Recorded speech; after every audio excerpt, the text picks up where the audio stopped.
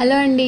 Finally మన beetroot harvesting time వచ్చేసిందనమాట. చూసిర్రా మనము 2 పెట్టినాము. మార్కెట్‌కెళ్ళి తెచ్చిన దానికి పైన ఇట్లా షూట్ లాగా వస్తే దాని పైన కొంచెం కట్ చేసి పెట్టినవన్నమాట ఇవి. ఒకటేమో కిందకే ఉంది. ఒకటేమో ఇట్లా పైనకి వచ్చేస్తున్నాయి అనమాట. ఎప్పుడు పెరుగుతది, ఎప్పుడు తీద్దామా, అది కింద టేల్ లాగా వస్తది కదా, అట్లా ఎక్స్‌పెక్ట్ చేసినుండే తీసినప్పుడు అట్లా వస్తదని.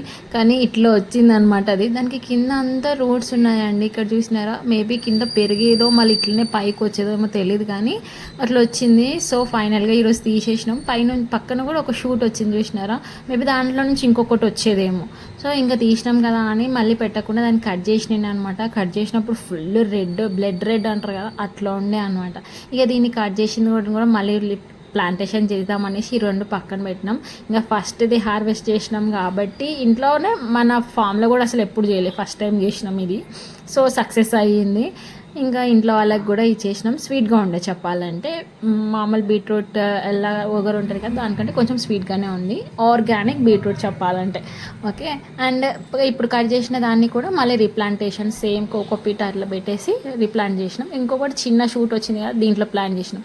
అది పెరిగి పాట్ని ఇరగొడుతుందా లేదా చూద్దామని చిన్న దాంట్లో పెట్టినాం అనమాట. వీడియో నచ్చితే లైక్ చేసి సబ్స్క్రైబ్ చేసుకోండి.